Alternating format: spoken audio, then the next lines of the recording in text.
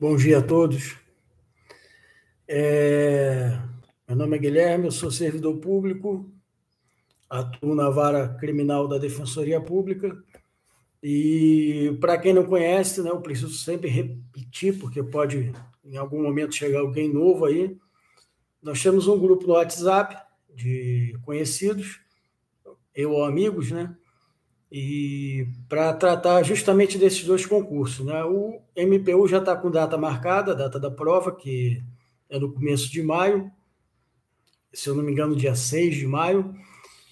Confira lá. E o MPRJ está com o edital para sair a qualquer momento. Eu vou até dar uma olhada aqui, se saiu alguma coisa hoje, que eu tinha esquecido de fazer isso. Mas eu prometo que vai ser bem rápido. Então, eu vou dar um Google aqui, porque eles estão dizendo que o edital do MPRJ vai sair a qualquer momento, com provas em abril. Isso é o que estão dizendo, né? Mas até agora, eu não. Está aqui a última notícia que eu vejo, é edital iminente, ou seja, ele pode ser lançado a qualquer momento. Ou seja, ele não foi lançado ainda.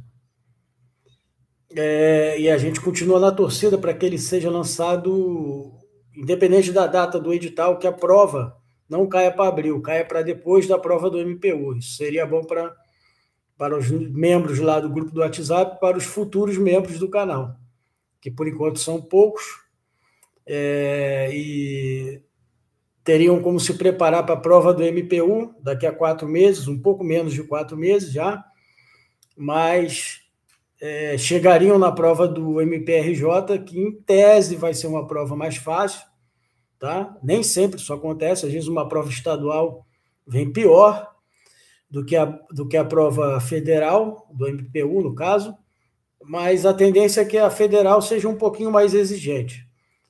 Tem a questão que eu já abordei no último vídeo, algumas disciplinas que diferem, não são muitas, para o cargo de técnico. E nesse meu trabalho aqui nesse canal, né, depois eu vou até botar essa mensagem no WhatsApp lá que eu esqueci.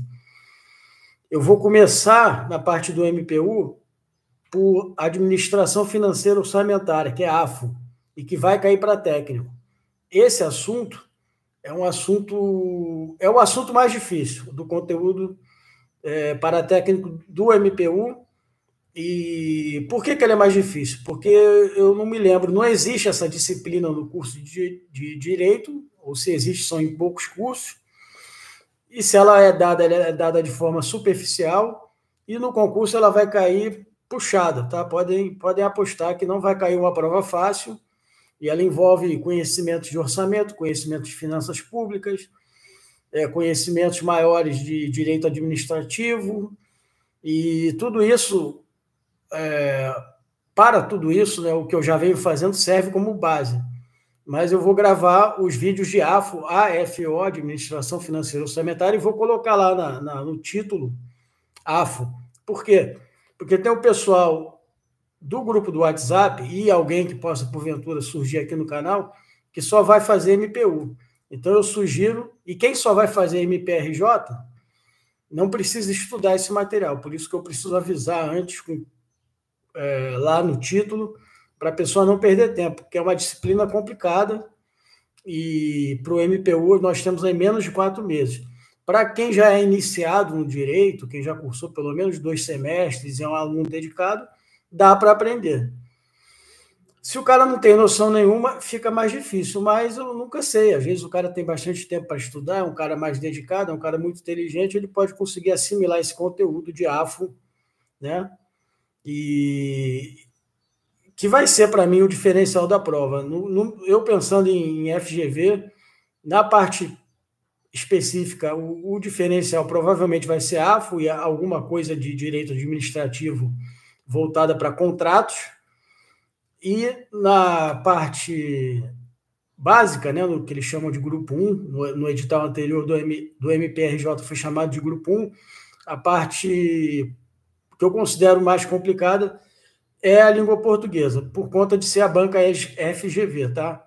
Se você é um novato, está passando por aqui, mas eu era bom em português no colégio, eu tirava 10 em redação, isso não vai te ajudar muito para a prova de português da FGV, tá? Que é meio que um bicho de 7 cabeças. Até agora eu não vi nenhum professor bom e conhecido que conseguiu destrinchar a ponto de fazer um material para português que realmente toque nos pontos certos, exatos, porque a prova da FGV é imprevisível, ela é baseada num negócio. Isso eu pesquisei uma época, que eu estava meio indignado com isso, mesmo tendo passado no concurso com prova da FGV, com 30 questões que foram bem complicadas, e eu pesquisei, eu já ouvi de uma professora aí conhecida de redação, falando que eles se baseiam numa coisa que se chama lógica informal. Eu até comprei o livro, esse livro não está aqui comigo, está na casa de parentes, eu não trouxe para cá ainda, eu me mudei há pouco tempo, mas eu também já pesquisei o livro e ainda não consegui linkar o conteúdo do livro com a forma como a FGV elabora suas questões. Como no caso do cargo de técnico de MPU, é provável que a prova não venha tão difícil, mas no MPRJ, em nível médio, a prova da FGV costuma ser mais difícil. Tem isso também, é estranho, né? Mas talvez pelas outras disciplinas principais serem poucas, o conteúdo ser menor, melhor dizendo, eles botam para lascar mesmo na prova de português. Até para baixar as notas, entendeu? E para não ter muita nota alta igual, e facilitar no critério de desempate, né, lá no final das contas. Então é isso. Sobre a AFO, eu vou postar mais coisas no grupo, avisando a vocês, e assim que eu puder, eu começo a gravar. Eu vou gravar o curso de AFO, eu faço questão de gravar inteiro, vídeos a respeito dele, né? Português, eu ainda não sei como vou fazer, talvez eu nem faça. Eu vou só sugerir que vocês treinem português da FGV, fazendo provas recentes da FGV para cargos similares ao cargo ao qual você está concorrendo. Porque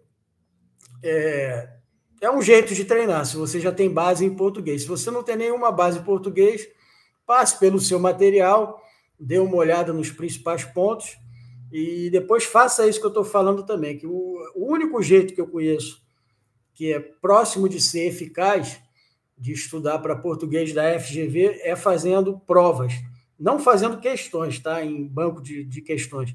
É pegando a prova, tem lá o PCI concurso, que tem todas as últimas provas, ou baixando no site da banca, tem lá também, pega a prova, senta e resolve a prova de português e tenta entender como é que funciona o sistema deles, tá? Que não é simples.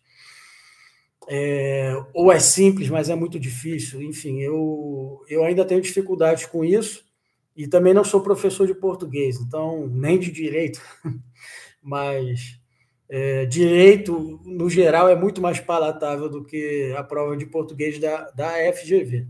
Com relação a raciocínio lógico matemático, salvo engano, no MPU não cai, então quem só vai fazer MPU não se preocupe com isso.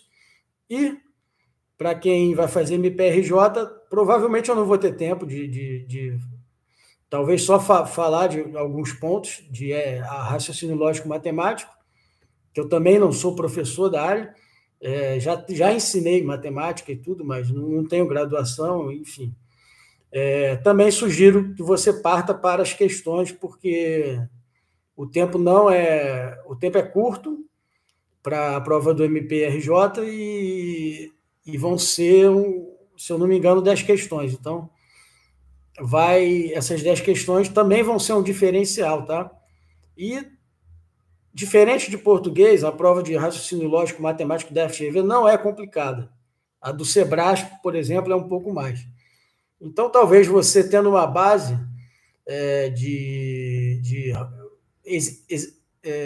exercitando com provas anteriores, e só isso por si só já te ajude, tá? Lembrando que existe uma confusão, tá? Isso é uma coisa já antiga, que eu já percebi há muito tempo, da pessoa achar, não, em português eu sou excelente, mas eu sou péssimo em matemática. Se você faz essa afirmação, Aí eu vou te dizer a minha opinião baseada em coisas que eu pesquisei, tá? Eu tenho fontes e tudo, não vou citar aqui para o vídeo não ficar gigante. Mas a parte do cérebro que aborda raciocínio lógico é a mesma parte do cérebro que aborda a linguagem. Então, quando você diz que é bom em uma e é ruim em outra, isso é uma contradição em termos. Então, você precisa verificar, de repente, você criou na sua cabeça que raciocínio lógico é super difícil, ou você teve maus professores de matemática, ou você não quis estudar naquela época. A única questão é que o raciocínio lógico ele é mais abstrato. Mas, se você é bom de verdade em língua portuguesa, você tem todas as ferramentas para ser bom de verdade em raciocínio lógico, tá? Acredite em mim. Isso é uma coisa séria, baseada em pesquisas, eu não estou inventando da minha cabeça. Então, quando você afirma que tem facilidade numa e dificuldade noutra, talvez você não seja tão bom em língua portuguesa quanto você imagina, ou talvez você não seja tão ruim em matemática quanto você imagina. É só uma coisa que, enfim, de tantas pessoas repetirem, a gente acaba acreditando. Mas é uma coisa que não é verdadeira, tá? Dito isso, vamos fazer aqui uma revisão rapidinho, tá? Porque a parte da Constituição, se eu não acabar nesse vídeo, eu vou acabar no outro. E aí a gente vai partir para a Lei 8265, tá? Que é a Lei Orgânica do Ministério Público. E aí vocês vão começar a ver que do que está lá, o que está lá basicamente é uma repetição do que está aqui na Constituição Federal, com coisas a mais, com detalhes a mais que a Constituição não tem, né? A Constituição, a parte de Ministério Público, ela é curtinha. São poucos artigos e poucos parágrafos. Sequer eu acho que nós temos alíneas, né? Que são aquelas letras que vêm depois dos parágrafos. Então, eu vou fazer uma revisão aqui de leitura mesmo. Por que eu vou fazer isso? Porque quem me escutar vai ter oportunidade de ficar absorvendo esse conteúdo. Às vezes você não está com tempo, bota lá o meu vídeo rolando e a leitura vai ajudar. Então, a gente começou lá no artigo 127 da Constituição Federal, no capítulo 6, ou melhor, 4º, da própria Carta Magna, né? E que trata das funções essenciais da justiça. Lembrando que provavelmente eu não vou falar de advocacia pública, nem advocacia privada, nem defensoria pública, porque eu acho que não vai cair. Depois eu vou ver isso com calma, mas em princípio eu não vou falar. A seção 1 trata do Ministério Público. Nós já fizemos isso, tá? Estou só repetindo aqui, estou tentando até falar mais rápido, para depois nós vermos as vedações, que foi o inciso 2º do 128, que ficou faltando, certo? Então, vamos lá. O Ministério Público é uma instituição permanente, né? É essencial a função jurisdicional do Estado, incumbindo-lhe a defesa da ordem jurídica, certo? Aqui eu tinha feito uma série de anotações que eu já comentei no outro vídeo, e aí nós vem o parágrafo 1º, né? São princípios institucionais do Ministério Público a unidade, a indivisibilidade e a independência funcional, tá? Lembrando que unidade eu tive até dificuldade de explicar, e depois eu dei até uma pesquisada melhor, tá? Mas a unidade significa que os membros integram um só órgão, que eles se dirigem a um único chefe, tem a ver com coesão, tá? E que a manifestação de um membro, ela representa a manifestação do órgão, certo? Então, quando um procurador ou quando um promotor emite uma opinião dentro da seara do Ministério Público, seja atuando, seja numa entrevista para a televisão, seja em outra ocasião qualquer, a unidade representa isso, representa que ele está falando em nome do órgão, tá? Então, e se aparecer no dia seguinte uma mesma entrevista com outro cara, esse cara também está falando em nome do órgão. Isso é a unidade, é que o órgão é coeso. Ele não é um órgão formado, embora os membros tenham opiniões distintas com relação a diversos assuntos, inclusive assuntos ligados às funções institucionais, uns concordam mais com uma coisa, outros concordam menos, e por aí vai. Embora haja divergências pessoais, que é impossível não haver, não são robôs, são seres humanos, em geral, quando eles se manifestam, eles estão se manifestando em nome do órgão. E isso é o princípio da unidade, tá? A indivisibilidade, eu já falei também, certo? Num determinado processo, esse é só um exemplo, o promotor que está atuando, né, tomando como exemplo, um caso, ele pode ser substituído, porque ele ficou doente e aí tirou licença médica, porque ele se afastou por uma razão qualquer, ele se sentiu impedido de atuar no caso. Isso acontece muito, tá? Quem trabalha lá dentro do meio jurídico vê isso. Com defensores, eu estou vendo isso direto, sabe? O cara tem algum problema, cria algum mal-estar, algum problema pessoal com a pessoa que ele está defendendo, ele se julga impedida. No caso do promotor, como ele é um acusador, esse tipo de impedimento dificilmente vai acontecer, mas pode haver outros impedimentos. Ele pode descobrir que ele é parente do cara e ele nem sabia, porque não via há muitos anos. Pode acontecer uma série de coisas que a lei é incapaz de prever. Por isso existe esse princípio, tá? Indivisibilidade, né? Então, o membro que está atuando hoje num processo, está promovendo, está acusando, né? Em um processo, ele pode simplesmente ser substituído, porque ele não é vinculado àquele processo. Aquele processo não pertence a ele. Lá no número do processo, e depois, quando você olha lá os atos processuais, não tem nenhum ato lá escrito que o João dos Anzóis, promotor João dos Anzóis da Silva, está preso, vinculado àquele processo, ou seja, só ele pode ser promotor naquele processo. Não. A indivisibilidade reza que ele pode ser substituído por outro por N razões, que eu já mais ou menos citei aqui alguns exemplos, né? A gente também falou da autonomia funcional e administrativa do Ministério Público. Eu falei exaustivamente sobre isso no último vídeo, e nós ainda vamos falar quando abordarmos a lei, ainda na Constituição e na lei 8265, 8625, que é a lei orgânica. Então, eu não vou passar por isso, porque isso é coisa que já foi vista aqui. Estou tentando sempre falar um pouquinho mais rápido para tentar fazer vídeos melhores. Lembrando que nós falamos um pouco de administração financeira orçamentária, só o suficiente para você entender esses artigos. E aí nós viemos com 128, que eu vou fazer a leitura por uma questão de decoreba, tá? O Ministério Público da União, ele compreende o Ministério Público Federal, o Ministério Público do Trabalho, o Ministério Público Militar, o Ministério Público do Distrito Federal e Territórios. Então, esses 4 ministérios públicos gozam de autonomia administrativa financeira, como já foi dito várias vezes, porém, eles, em termos de estrutura, termos estruturais, eles fazem parte do Ministério Público da União. Não quer dizer, mais uma vez, que o Ministério Público da União possa interferir, por exemplo, no MP do Trabalho. Ele não pode, ele não tem essa prerrogativa, salvo casos previstos em lei, né? Como eu já mencionei também, um procurador do trabalho cometeu um crime federal, o Ministério Público vai atuar por causa desse crime, não por causa da função que o cara está exercendo, nem de nenhum ato processual praticado pelo cara, desde que ele tenha agido dentro das leis e regulamentos. E temos o Ministério Público dos Estados, que interessa para quem vai fazer o MPRJ, certo?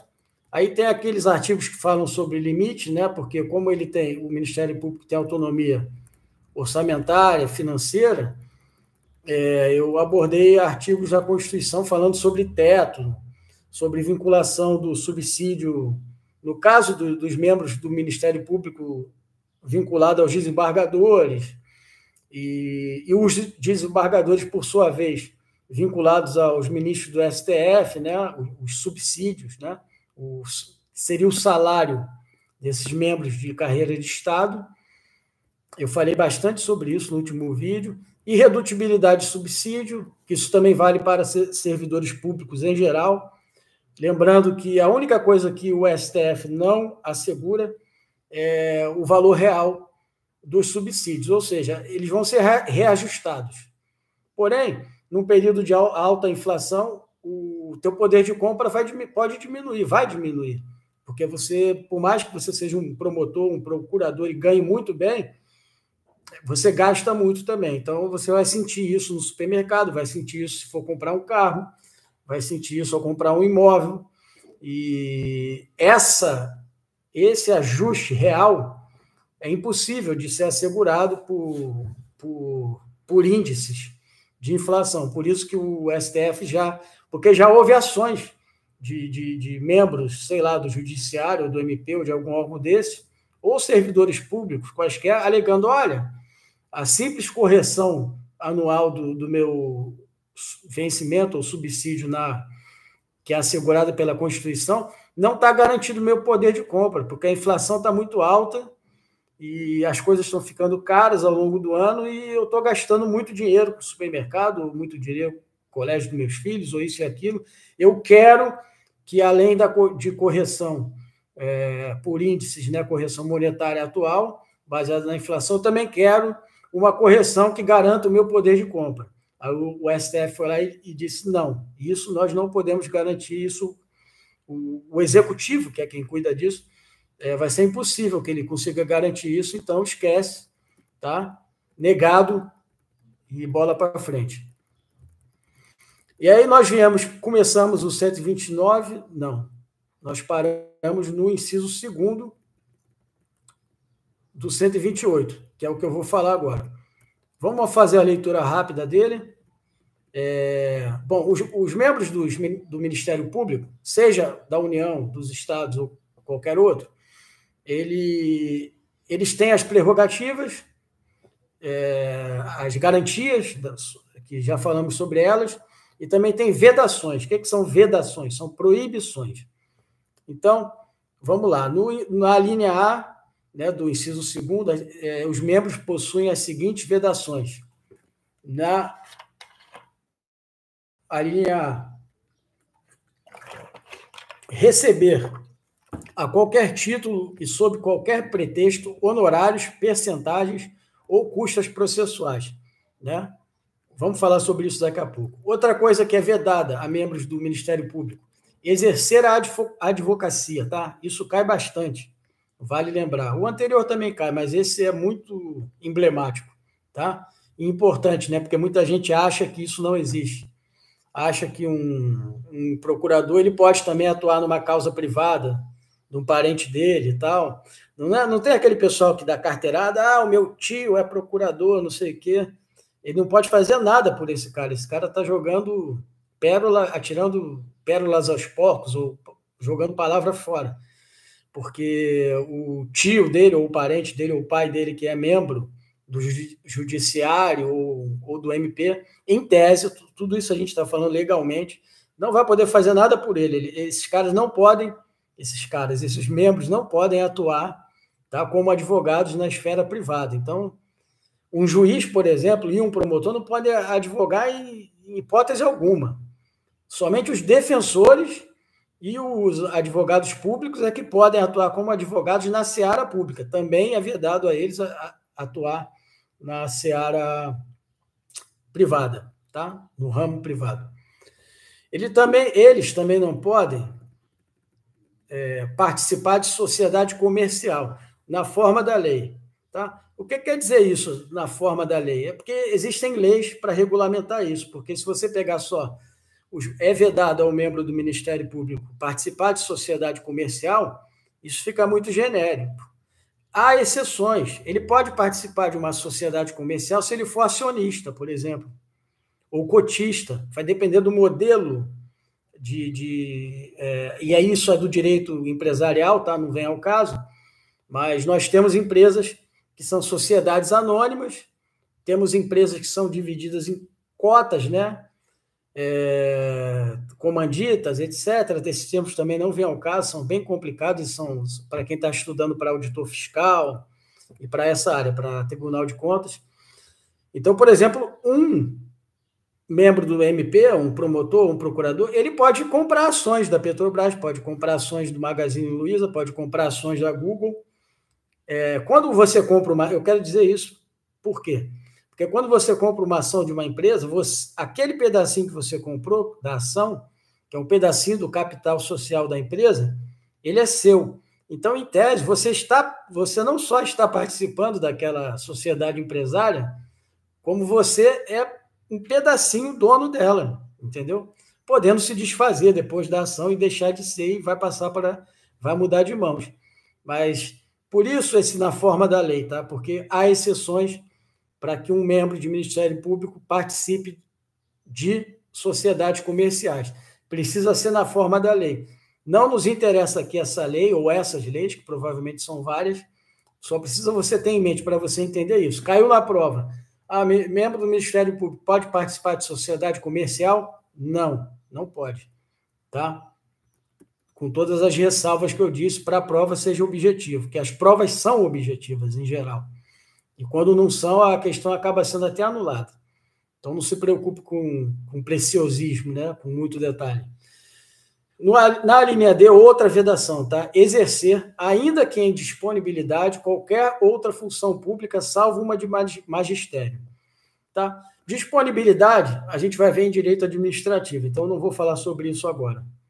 Mas existem várias razões que podem levar um membro do Ministério Público a ficar em disponibilidade, tá? E eu não vou falar sobre isso agora, mas ainda que ele esteja em disponibilidade, ou seja, ele não está trabalhando, ele continua sendo o procurador fulano de tal, o promotor fulano de tal do Ministério Público da Paraíba, não interessa. Ainda que ele esteja disponível, não esteja exercendo, esteja afastado, tá? Ele não pode exercer nenhuma outra função pública. Não é só não advogar, ele também não pode participar de um concurso público. Ele pode participar do concurso, só que ele não vai poder tomar posse, entendeu? Para auditor fiscal, para qualquer coisa, para uma mulher, para merendeira, merendeiro, numa escola pública, desde que seja por concurso, ele não pode participar, tá? De nenhuma outra função pública, salvo uma de magistério. Tá? Esse ponto é bem importante, tá? Por conta de uma decisão do STF.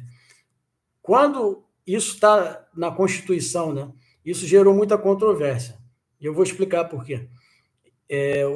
Ao membro do Ministério Público é vedado exercer, ainda que em disponibilidade, qualquer outra função pública, salvo uma de magistério. Essa redação, uma, foi o que causou problema. Por quê? Porque os membros, já pelas legislações anteriores, eles já podiam ser professores, que é isso, uma função de magistério. Acontece que, muitas vezes, um procurador, ele é professor numa universidade federal, porque ele passou no concurso, e ele pode, né, está escrito na lei que ele, salvo uma de magistério, ele pode entrar para a magistratura, né, ou melhor, para o magistério. Magistratura é a função dos juízes. Ele pode entrar para o magistério, só que o texto diz uma, e muitos desses profissionais, desses membros do MP, ou do Judiciário, ou da Defensoria, atuavam, por exemplo, numa universidade federal e também davam aula numa universidade pública. Ainda que não ganhassem tão bem, mas gostavam de dar aula. Tem caras que são professores por essência, por natureza, nasceram com essa vocação, e esses caras, esses membros do MP ou do Judiciário, começaram a contestar, mas peraí, eu exerço duas, qual o problema nisso? De eu exercer duas funções, mas na Constituição está dizendo uma função, então, em tese, na letra da lei, ele só poderia dar aula em um lugar, público ou privado, um e somente um. E aí o Ministério Público, né, que é uma mãe para as pessoas poderosas, foi lá e falou, não, esse uma, embora esteja escrito aí na Constituição, não significa uma, exatamente uma, mas significa em geral.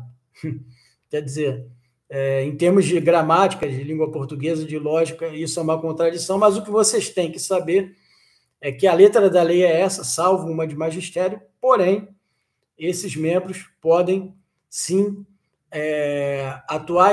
serem professores em mais de uma instituição, sendo membro do MP, no caso. Vamos falar mais do MP. Então, um procurador ele pode dar aula na UFRJ, na USP, em qualquer lugar, desde que ele passe no concurso, e também pode exercer uma função de magistério em uma instituição, sei lá, na Estácio de Sá, ou na Universidade Católica de Petrópolis, certo? Por decisão do STF, ele pode exercer mais de uma função de magistério. Mas lembre sempre da letra da lei, que é salvo uma função. Então, se cair lá uma questão salvo uma função, ela está correta, porque ela é letra da lei da Constituição. Seguindo nas vedações dos membros do MP, nós temos a linha E, que é outra vedação, que é exercer atividade político-partidária, ou seja, um membro do MP não pode se candidatar a cargos político-eletivos. Vou dar um exemplo bem famoso. Hoje eu nem sei o que ele faz, que eu não estou acompanhando, mas o então juiz federal Sérgio Moro, ele, para se candidatar a senador, ele foi eleito, né? Eu acho que ele ainda é senador, porque, enfim, eu estou desinformado, só vou me informar quando estiver perto da prova, por causa da parte de conhecimentos gerais. Para ele se candidatar a senador, ele teve que pular fora do judiciário, da Justiça Federal, que era onde ele servia. Ele era um juiz de primeira instância da Justiça Federal, e ele teve que sair, abandonar a Justiça Federal dentro do prazo lá que a lei eleitoral estipula, para se candidatar a senador. Muita gente pode pensar, que loucura, né? O cara largou o cargo de juiz federal, ganha tão bem. Mas esses caras já são muito influentes, conhecem muitas pessoas, então prestam consultoria.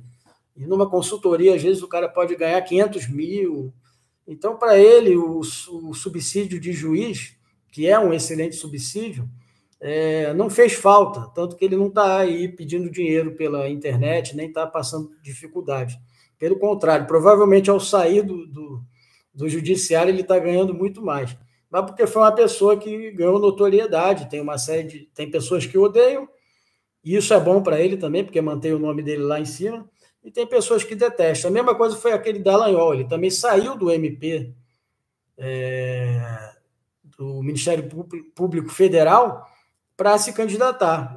O Dallagnol, no caso, eu lembro que foi cassado, mas, enfim, esses caras não estão perdidos na vida, porque fizeram isso. O fato é que você tem que saber que o membro do MP não pode exercer atividade político-partidária. O que isso significa? Ele não pode ser candidato a vereador, a presidente, a deputado, a nenhum cargo político eletivo, certo? A linha F, né, para finalizar esse parágrafo, a linha F bota aqui, ele também é vedado aos membros do MP receber a qualquer título ou pretexto auxílios ou contribuições de pessoas físicas, entidades públicas ou privadas, ressaltadas as exceções previstas em lei. Então, ele é muito parecido com o primeiro que a gente leu lá, que é a linha A, que é receber a qualquer título ou sob qualquer pretexto honorários, percentagens ou custas processuais. Né? Então, voltando a esse artigo, porque sobre os outros eu já falei, ele não pode receber honorários. Um advogado normal, quando ele presta serviço para alguém, para alguma pessoa, ele recebe honorários, é o pagamento do advogado, né? Ele pode, num contrato lá, entendeu? Ele está defendendo um cara que tem muito dinheiro, um traficante, que, enfim, está com muito dinheiro, está pagando ele muito bem. Ele pode, além do honorário, cobrar uma cláusula de sucesso. Se eu absolver você, ou se eu conseguir reduzir em tanto a sua pena, etc., você me dá mais 10% em cima de algum valor, entendeu? O membro do MP não só não pode advogar, nem para um traficante, nem para um sujeito honesto. Quer dizer, eu falo traficante, um cara acusado de tráfico, que pode ser inocente, também tem o princípio da presunção de inocência. Mas o fato é que o membro do MP, e nem o juiz, nenhum membro, né, das funções essenciais da justiça pode, salvo o advogado privado, pode receber custas, honorários ou percentuais, nem custas processuais. Custas processuais, o que acontece é o seguinte: se eu processo uma outra pessoa, processei um cara, porque esse cara me agrediu, ganhei o processo e pedi indenização de 30 mil em danos morais, e eu ganhei, ele não só vai ter que me pagar os 30 mil, como ele vai ter que pagar o advogado dele e pagar o meu advogado e pagar as custas processuais. Ele vai ter que pagar isso tudo, entendeu? É disso que trata esse inciso. E o inciso, a linha F, vai na mesma linha. Eu vou sair por 15 segundos para verificar uma coisa aqui.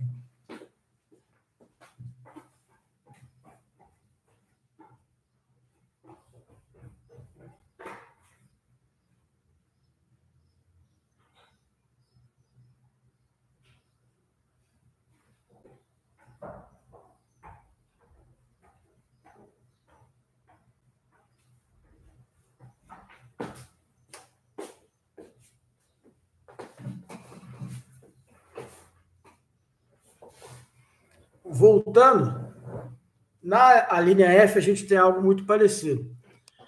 É vedado aos membros do MP receber a qualquer título ou pretexto auxílios ou contribuições de pessoas físicas, entidades públicas ou privadas, ressalvadas as exceções previstas em lei. Mais uma vez, vai haver alguma lei aí que faça ressalvas, ou seja, que permita que um membro do MP receba alguma dessas contribuições. Mas, no geral, o que você tem que saber é que é vedado a eles, tá? Receber a qualquer título ou pretexto auxílios ou contribuições de pessoas físicas, entidades públicas ou privadas. Ou seja, ele não pode receber doações, ele não pode, por exemplo, receber no ano de 2022, ele foi o procurador do Estado que mais se destacou e combateu o crime organizado, ou então ele era um cara da área do meio ambiente, e ele defendeu causas importantíssimas contra empresas que estavam poluindo rios, degenerando florestas, e, enfim, promovendo desmatamento, e ele se destacou muito, esse cara, a ponto dele chegar no final do ano e a prefeitura, por exemplo, ou o governo do estado, resolver dar um prêmio para ele. O prêmio ele pode receber uma medalha, uma comenda, né? Uma coisa assim, mas ele não pode receber um tostão de entidades públicas, que foram as que eu me citei agora, uma prefeitura, o governo do estado ou o governo federal, nem privadas, certo? Eu lembrei também, tá? Não sou fã dele nem nada, mas que o Sérgio Moro, enquanto ainda era juiz, ele foi lá nos Estados Unidos receber um prêmio pela relevância do trabalho que ele tinha feito na Lava Jato.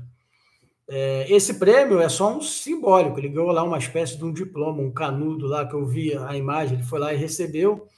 Ele e outras pessoas, é uma coisa que era feita numa faculdade americana, se eu não me engano, ele tinha estudado lá, feito alguma pós-graduação, qualquer coisa assim, e ele e outras pessoas ganharam o prêmio porque naquele ano tinham obtido destaque.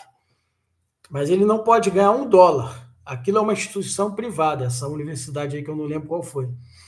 Mas é uma instituição privada, uma entidade privada.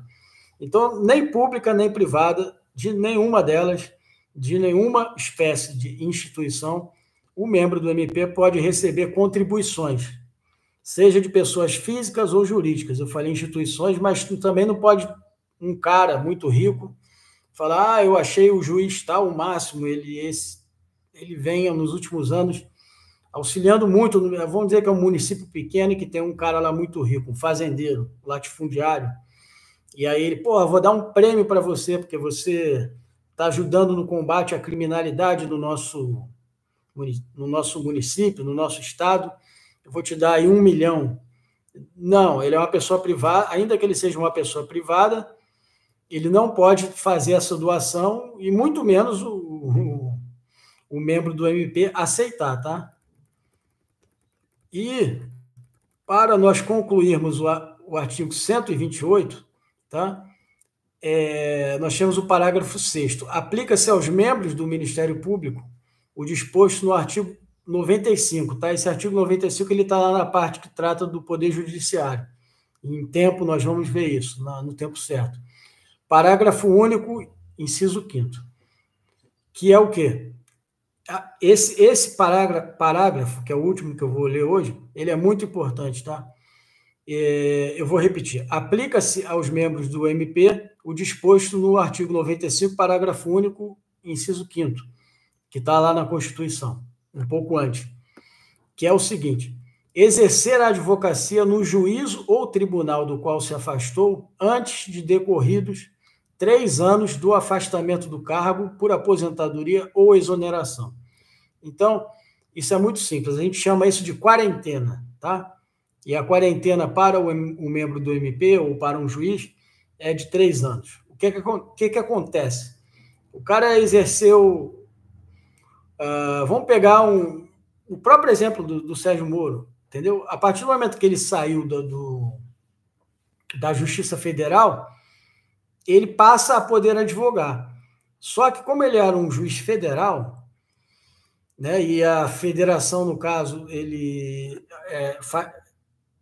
integra, né, ou melhor, a União integra a federação, o juiz federal atua no âmbito da União, ele teve que ficar, que eu não sei se já passaram 3 anos, mas ele, ao se afastar, ele tem que ficar por 3 anos sem atuar em nível federal, que é a esfera dele, até que esses 3 anos passem. Ele não pode advogar durante 3 anos. Um juiz estadual, certo? Ou um desembargador do Estado que pediu exoneração, também, como o Sérgio Moro pediu exoneração. Ou vamos dizer, outro, como diz aqui na lei, outro se aposentou, entendeu? Estava cansado já ganhou muito dinheiro, não quero mais ser juiz, vou me aposentar. Ou simplesmente completou 75 anos, que é a compulsória no funcionalismo público. Então, o camarada se aposentou, a partir dali ele pode advogar. Mas se ele é um desembargador do Estado do Rio, ele só vai poder atuar em causas no Estado do Rio, né? E aí isso inclui todos os municípios, lembrando que o ente municipal não possui poder judiciário, nem Ministério Público, tá? Municipal e nada disso, tá? Ele só tem poder executivo e legislativo, ou município. Esse desembargador que se aposentou não vai poder atuar naquele estado. Se for o estado do Rio, ele não pode atuar no estado do Rio, mas pode atuar no estado de Pernambuco, entendeu? Por que ele não pode atuar no estado do Rio? Porque durante anos ele esteve ali, ele lidou com promotores, com partes, sempre o juiz se torna uma pessoa conhecida, um membro do MP se torna uma pessoa conhecida naquele nicho. Então, para evitar que ele saia do tribunal ou da vara onde ele se encontra e seja pessoal, porque ele conheceu muita gente, então, de repente, ele vai... Imagina, eu sou um membro do MP, eu estou atuando 20 anos numa determinada comarca lá, numa vara lá. Aí eu peço exoneração e 1 mês depois eu estou sendo advogado ali, naquele tribunal onde eu conheço todo mundo. Eu conheço os promotores que atuam lá, eu conheço os defensores que atuam lá, eu conheço as pessoas, né, que estão sendo processadas, porque os processos são longos, então eu saí há 1 mês, os processos estão rolando ainda. Aí eu pego, como advogado, um processo que eu mesmo estava julgando, né? Isso não faz o menor sentido, isso feriria uma série de princípios, moralidade, impessoalidade, dentre outros. É por isso que existe esse parágrafo 6º, tá? Que ele é aplicável aos membros do MP e aos membros do Poder Judiciário. Com isso, a gente vai ficando por aqui. Eu concluí o 128, provavelmente até amanhã eu vou trabalhar com as funções institucionais, que é uma parte assim mais completa, maior, né? Não muito fácil de digerir para quem é iniciante, mas que também não tem nenhum mistério, vocês vão entender com muita facilidade, ok? Eu sempre esqueço de falar isso, mas eu vou pedir que vocês se inscrevam no canal, se tiverem interesse, que deixem lá o like e que compartilhem esse vídeo, tá? E que não deixem de usar o material de vocês e usem isso que eu estou fazendo aqui só como um complemento nas horas vagas, vamos dizer assim, tá? Então é isso. Bom dia, eu vou encerrando por aqui a transmissão e a gente se vê em breve, tá bom?